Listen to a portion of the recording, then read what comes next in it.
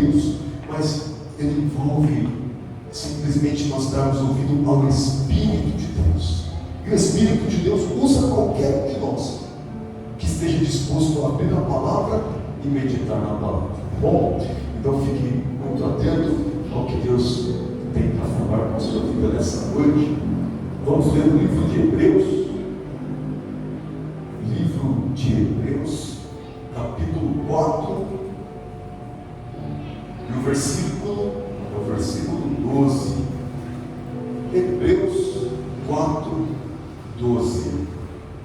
Nós vamos ver a palavra de Deus que o Senhor nos prepara nesta noite.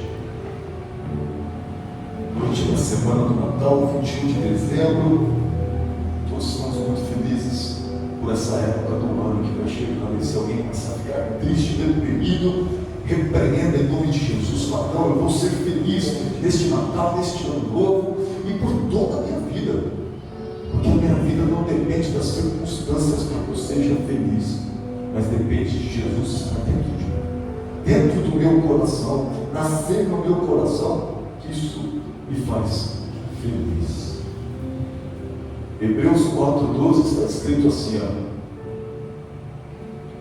porque a palavra de Deus é viva e eficaz e mais penetrante do que qualquer espada de 2 gumes, e penetra até a divisão da alma e do espírito e das juntas e medulas, e é apta para discernir os pensamentos e intenções do coração. Este é o versículo que o Senhor nos trouxe nessa noite de Natal.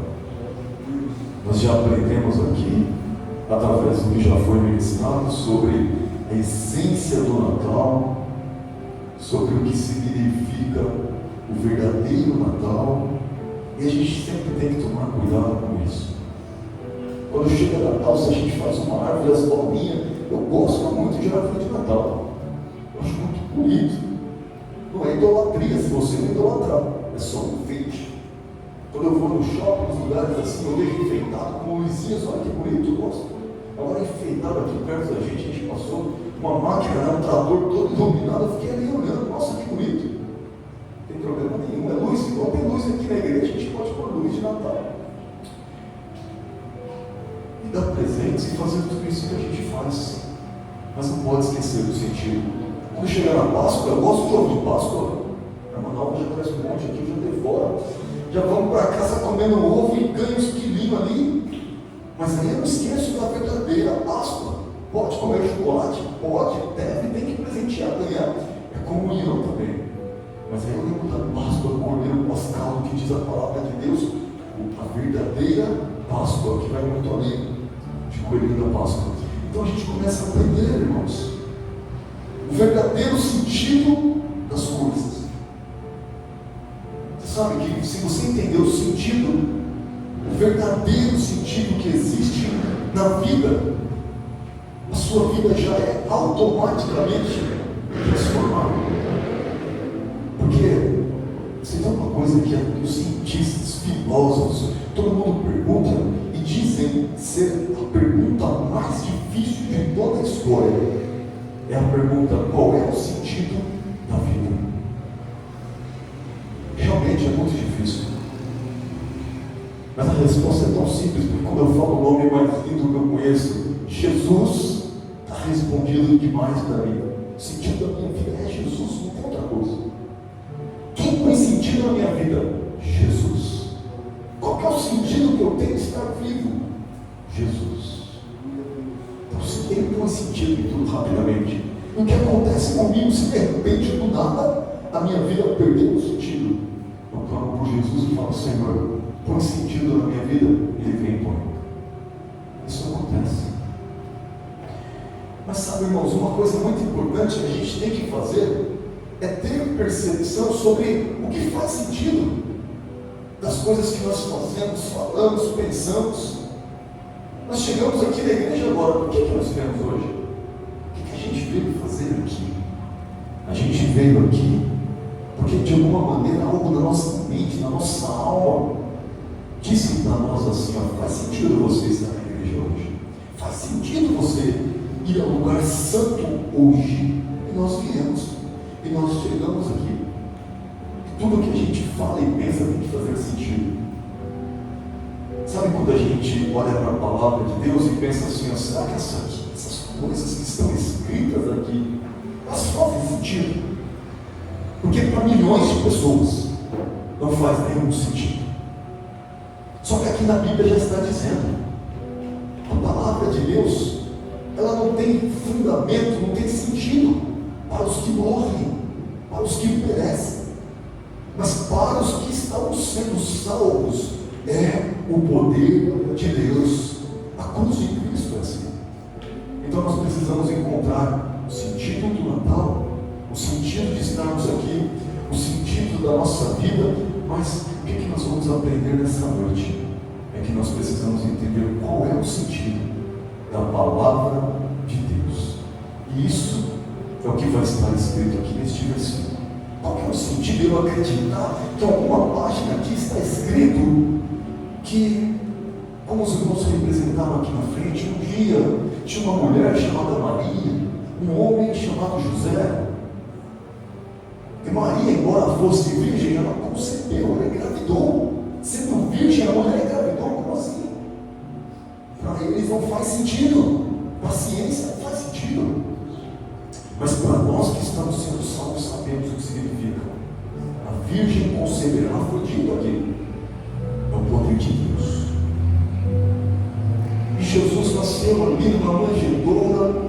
Jesus foi uma criança que precisou de cuidado do papai e da mamãe. Um bebezinho, igual vocês já viram na família, igual todos nós aqui já fomos. Precisou ser amamentado pela mãe. Precisou de cuidado da mãe. O filhinho vai cair, vai machucar. E Jesus ali tropeçando e tropeçando. Você consegue imaginar isso, irmãos? Jesus, o Rei dos Reis, Senhor dos Senhores, o poderoso sobre os céus e sobre a terra, ele se submeteu a virar um bebê e virou. E aprendeu a andar, aprendeu a falar, aprendeu a comer. Ele aprendeu a palavra de Deus. A Bíblia fala sobre ele assim, ó: o menino crescia em graça e em conhecimento. Sabe o que Jesus fazia? Jesus lia a Bíblia. Ainda não tinha o Novo Testamento, mas o Antigo já existia, a Torá, a Bíblia dos judeus. E Jesus, sendo judeu, porque Jesus é o Rei dos judeus, então nós temos que ter respeito. A gente fala: o judeu não é cristão, não. Jesus vai vir, vai abrir para eles a palavra, para que eles entendam que ele é verdadeiramente o Rei dos judeus. E olha só o que Jesus fez. Jesus começou a estudar a palavra e começou a aprender a palavra. O menino Jesus. Mas Jesus não era qualquer menino, ele nasceu de uma virgem. Ele foi gerado pelo próprio Deus. E agora, Jesus na terra, o menino estava cheio do Espírito Santo de Deus. Não era uma criança comum, era uma criança cheia. E com 12 anos ele já ensinava aos doutores da palavra, aqueles que eram as pessoas com mais conhecimento em todo o planeta. Ele chegava e fazia perguntas para eles, e eles não podiam responder, e Jesus os ensinava. E Jesus cresceu, nunca pecou, e Jesus morreu, ele foi crucificado. Alguém pensa assim: Jesus era um coitado, né? Porque mataram ele, ninguém pôde defendê-lo. Mas ele mesmo disse assim: ninguém pode me matar, ninguém pode. Ninguém pode tirar a minha vida, mas eu a dou. Sabe por que Jesus fez isso? Ele sabia que no Natal de 2025 haveriam pessoas como você e como eu, que estariam celebrando o nome dele, que estariam dizendo assim: Jesus é verdade, a palavra de Deus é a verdade, eu acredito, eu creio, ele veio mesmo, ele nasceu, era uma criança, cresceu, morreu, e a morte dele não foi em vão. Sabe, irmãos, na hora que Jesus foi morrer na cruz, não foi fácil. E ele teve medo. Jesus era um menino, era uma criança. Depois ele cresceu, virou um adolescente, se tornou um adulto. E um jovem de 33 anos. Quando ele olhou e percebeu o que ia acontecer, e o momento chegou, e ele disse: é chegada a hora. A hora chegou. Ele suou gotas de sangue. Ele se angustiou, ele chorou, ele pediu: Pai, me livra disso que eu vou ter que passar. Eu sei que tudo é possível, mas não faça a minha vontade, Pai, faça a tua. E sabe qual foi a vontade do Pai? Vocês que estavam aqui, eu já estava no plano de Deus. Há 2000 anos atrás, quase, Deus olhou para a minha vida e para a sua vida e pensou assim: eles serão perdidos, eles nunca serão resgatados, eles nunca terão o céu maravilhoso que eu tenho para eles, se o meu filho não morrer por eles. E se o sangue puro, imaculado, sem defeito, sem pecado de Jesus não for derramado por este povo que está aqui, eles não serão salvos. E sabe o que Jesus fez? Eu aceito, eu vou morrer por eles. E Jesus morreu. Mas aconteceu uma coisa: a morte não conseguiu segurar Jesus por muito tempo. A Bíblia diz assim, para você saber que a palavra de Deus é verdade: a morte não existia. A morte não existia. Já existia homem e mulher na terra, mas morte não. Mas havia uma aliança com Deus. O homem e a mulher quebraram a aliança e geraram a morte. E aí ficou escrito assim, na palavra de Deus: a alma que pecar, essa morrerá. Todo mundo que peca é morte. E a morte é morte eterna, é morrer de vez, aí do inferno para a escuridão e acabou. E nós podíamos escapar dessa palavra que foi dita, dessa lei que foi escrita? Não. Nós podíamos falar: não, eu vou ser santo. Não dá. Eu não consigo e vocês não conseguem. Mas Jesus consegue. Jesus decidiu: eu vou até a terra, eu serei santo, eu vou pagar um preço pela vida deles, e o meu sangue vai salvar todos eles. E ele conseguiu. O projeto deu certo, e Jesus me salvou e te salvou. Aplauda o nome de Jesus pelo que você foi. É o que Jesus fez por você. Você está aplaudindo e gratidão pelo que ele fez por você. Deus está aplaudindo e gratidão pelo que ele fez. Glória a Deus. Aqui está falando agora sobre a palavra de Deus. A palavra de Deus é a Bíblia. Por isso, cada vez que você ouvir alguém falando: não acredite nessa Bíblia, porque a Bíblia foi escrita por homens, não acredita nisso, é uma mentira. A Bíblia não foi escrita por homens. Os escritores da Bíblia, muitos deles, ninguém sabe quem são. Mas nós reconhecemos o dedo de Deus escrevendo. Mas como que pode isso? É porque a Bíblia mesmo diz quem foi que escreveu. Quem escreveu a Bíblia foi o Espírito Santo de Deus. Diz assim, homens inspirados por Deus escreveram a palavra de Deus. Então o Espírito Santo veio, inspirou, revelou, e eles escreveram, e chegou até a minha mão e até a sua mão. E agora este versículo que nós vamos meditar aqui, ele está falando sobre o que é a palavra de Deus. Um único versículo revela toda a Bíblia. Um versículo, a Bíblia inteira. Hebreus 4:12. Está escrito assim sobre a palavra de Deus, que é a Bíblia: porque a palavra de Deus é viva. Então você precisa aprender isso. A Bíblia é um livro como qualquer outro? Não. Qual é a diferença da Bíblia para os outros livros? Desses livros que aqui estão, conjunto de livros que nós chamamos de Bíblia, para os outros livros. É que os outros livros, embora sejam bons, tragam informação, a gente pode aprender, são só livros. Aqui nós temos algo que é vivo. Como é que pode, irmão? Alguém está pensando, é um livro mágico? Como é que é isso? É muito mais do que isso. É um livro vivo. E se ele é vivo de verdade, você pode tirar a prova disso. Chegar na sua casa e falar: deixa eu ver se é vivo mesmo. pedir para Deus e falar: Senhor, eu vou ler qualquer palavra que mostra a vida que existe aqui dentro para que eu veja. E Deus vai te visitar sozinho na sua casa e você vai ver a vida que existe aqui dentro da palavra de Deus. A palavra de Deus é viva. Está escrito que não é apenas viva, mas ela é eficaz. A palavra ser eficaz ou ser efetiva significa que ela tem efeito. Significa que você lê e você não é mais a mesma pessoa depois que leu um único versículo. Eu leio e eu não sou mais a mesma pessoa, mas ela é eficaz para me transformar, para me purificar, para me fazer nova pessoa, nova criatura. Esse é o poder que existe na palavra. E agora está fazendo uma comparação, dizendo que a palavra de Deus também é uma espada. Olha só, ela é mais penetrante do que qualquer espada.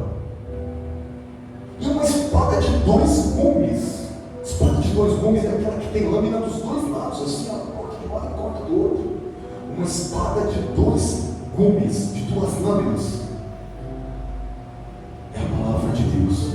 Ora, a espada de 2 gumes, se alguém chegar e avançar com ela, ela penetra. Ela penetra numa árvore, penetra numa pessoa. É uma arma. Então está dizendo aqui que a palavra de Deus, além de ser viva, além de ter efeito, ela é uma arma. Está bem claro. Só que ela não é só como uma espada que pode penetrar e matar e tirar a vida de uma pessoa, ou nós sabemos que a palavra de Deus tem o poder de devolver a vida a alguém que perdeu a sua vida. Está dizendo que ela é mais penetrante do que qualquer espada. Porque uma espada pode penetrar na carne só, mas a palavra de Deus, ela consegue penetrar até uma divisão que existe dentro de mim, a minha alma e o meu espírito. Olha só, queridos, nós somos corpo, alma e espírito. Nós somos 3 partes. E a palavra de Deus tem o poder para penetrar numa divisão que existe entre a minha alma e o meu espírito, entre a tua alma e o teu espírito. Tem o poder de penetrar entre juntas e medulas. Agora está mostrando que ela pode penetrar em áreas físicas, em áreas carnais e trazer transformação. Tanto quanto ela pode entrar e penetrar na divisão entre áreas espirituais que existem dentro de mim. Aqui é o resumo da Bíblia, só em um versículo. E ela tem poder, ela tem aptidão para poder discernir intenções do coração e pensamentos do coração. Definiu a palavra de Deus toda em um único versículo. Para alguém que quiser saber o que é a Bíblia, está escrito ali. Uma arma poderosa que revela, que transforma, que muda a história, que muda caminhos, que muda destino. Esse é o maior presente que o Senhor nos deu hoje para entregar nas nossas mãos. Por isso que no Natal, quando alguém fala uma Bíblia de presente, meu amigo, minha amiga, você não tem ideia de que é presente. Dar uma Bíblia para alguém, receber uma Bíblia de alguém.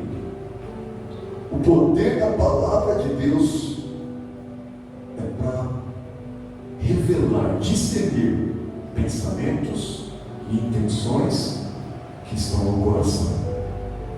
Eu quero que você entenda uma coisa. O que está dentro do meu coração agora, vocês não conseguem ver.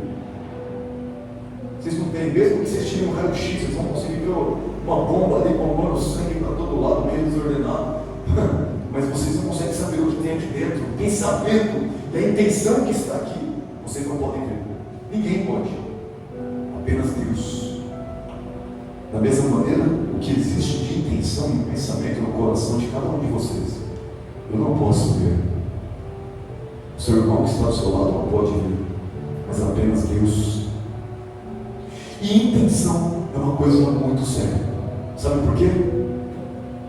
Falávamos sobre isso ontem.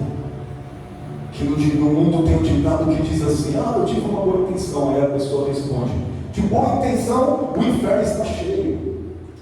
Eu concordo com muitos ditados que tem no mundo, mas esse não. Porque a boa intenção, o céu está cheio. Quando alguém diz de boa intenção, o inferno está cheio, está falando de uma falsa boa intenção.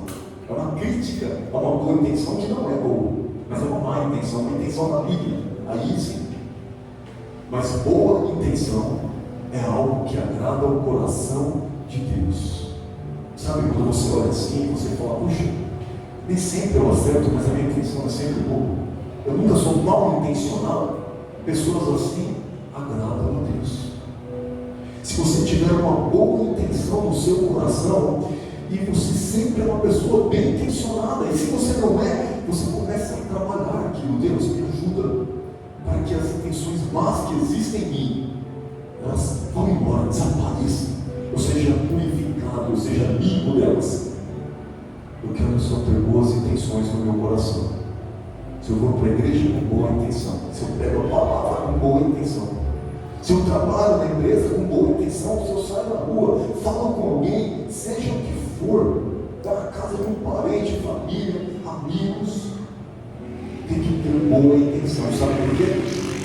Se a intenção for ruim, o próprio Deus está de olho assim, ó, no coração, está observando intenções boas e intenções ruins. E nós precisamos ter boas intenções. Queridos, para poder concluir essa palavra que nós viemos no culto de Natal, nós temos que falar de Jesus. E o que eu falei foi sobre o que é a Bíblia, sobre o que é a palavra. Mas eu preciso contar para vocês, sabe o que é cada folha dessa Bíblia? De todas as Bíblias que existem, eu vou explicar para você. É Jesus. Isso não é figurativo, isso é real. Jesus, Ele é a palavra de Deus que está escrita aqui. Você vai perceber isso em João, mas não precisa colocar. A nossa Bíblia ela começa dizendo assim: no princípio criou Deus os céus e a terra era sem forma e vazia, e o Espírito de Deus se movia sobre a face das águas, se movia sobre a face das águas, e disse Deus: haja luz, e houve luz. É assim que começa a Bíblia. Quem quiser ler, comecinho assim, Deus criando as coisas através da sua palavra. Mas em João capítulo 1, versículo 1, primeiro livro de João, capítulo 1, versículo 1, está escrito assim: no princípio era o Verbo, e o Verbo era Deus, e o Verbo estava com Deus, e o Verbo era Deus. Agora você começa a entender. Agora você começa a entender, se o seu coração estiver aberto. Quem é aquele menininho, aquele bebezinho que as pessoas colocam no presépio? Você vai nos lugares aí, você vê lá Maria, José, os três reis, magos, pastores, alguém está ali em volta, tem uma manjedoura e tem um bebezinho lá dentro. Aquilo está representando quem?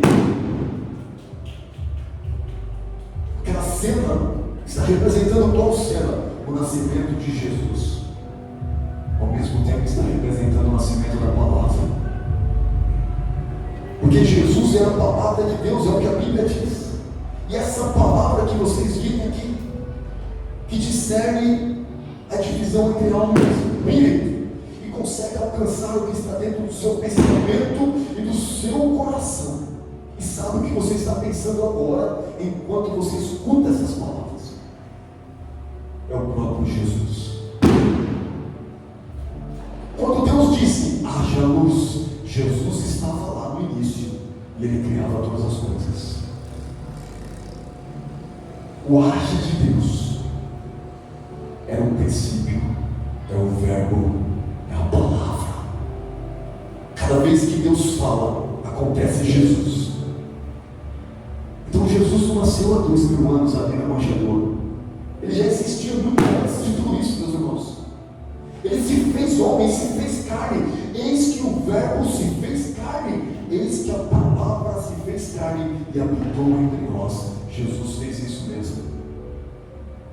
Mas aquele bebezinho já existia. Ele mesmo disse, centenas de anos antes, quando viveu lá Abraão, Ele disse assim, ó, antes que Abraão existisse, eu sou. Ele disse que viu Abraão e conversou com Abraão. Ele viu mesmo, está escrito lá no começo de Gênesis. Jesus está em toda a história. Quando Deus foi criar o primeiro homem, Ele disse assim, ó, façamos nós, o homem, a nossa imagem. Jesus estava lá, criando o primeiro homem, criando a minha vida e criando a sua vida.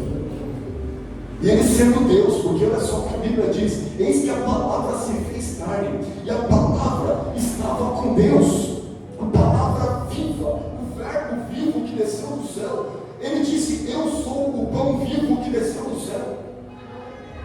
A palavra estava com Deus, e a palavra era Deus.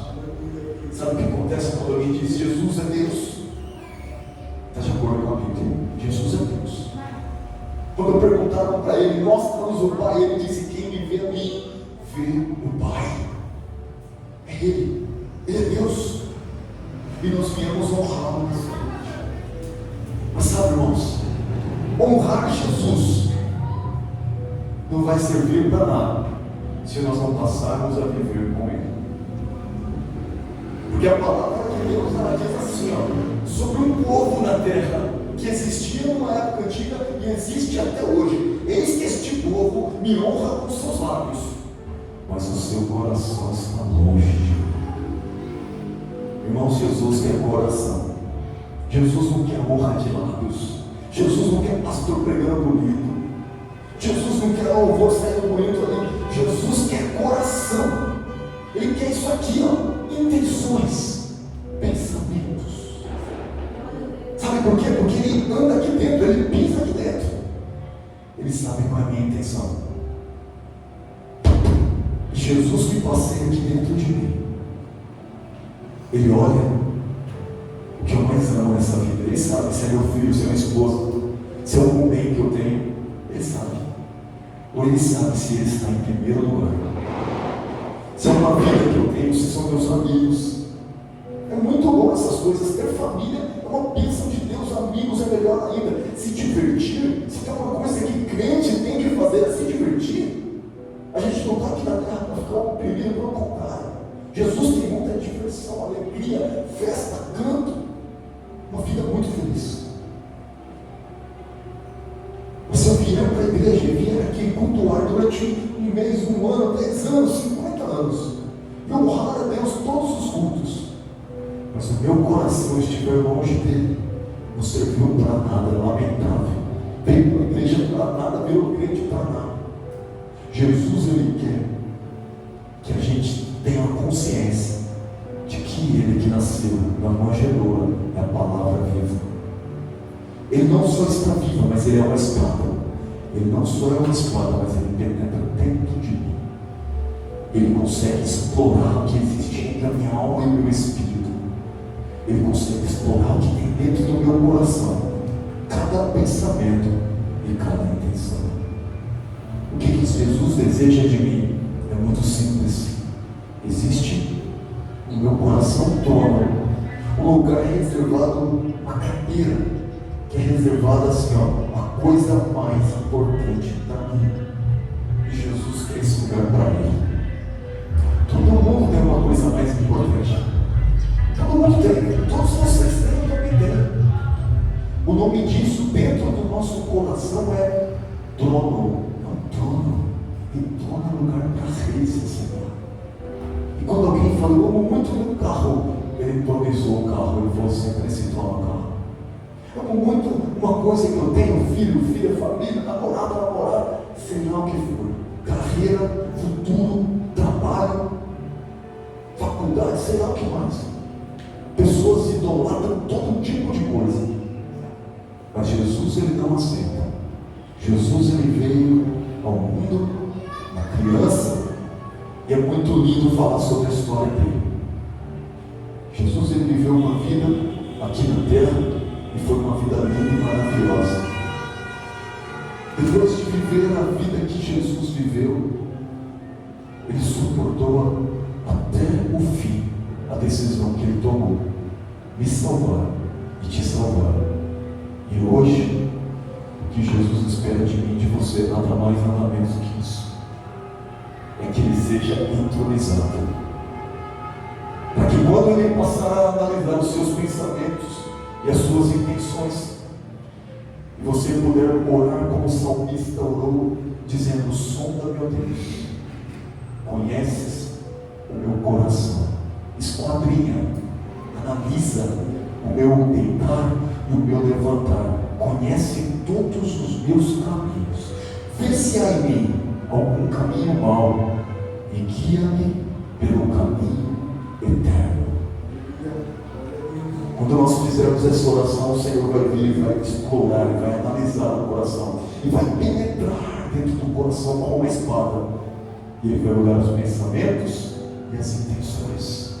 E quando ele olhar, olha, a boa notícia vai ser, se ele olhar e ver um trono em que ele está entronizado, em que você pode dizer para ele: Senhor de tudo, mesmo que eu não tenha demonstrado, o Senhor é para mim a coisa mais importante da minha vida. O Senhor é para mim tudo que eu tenho mais de importante nesse Natal. O Senhor vai ser para mim tudo de mais importante na virada do ano para 2026. O Senhor vai ser para mim a coisa mais importante em todo o ano de 2026. E 27 também, 28. Pelos restos dos dias que eu tenho, o Senhor é tudo de mais importante para mim.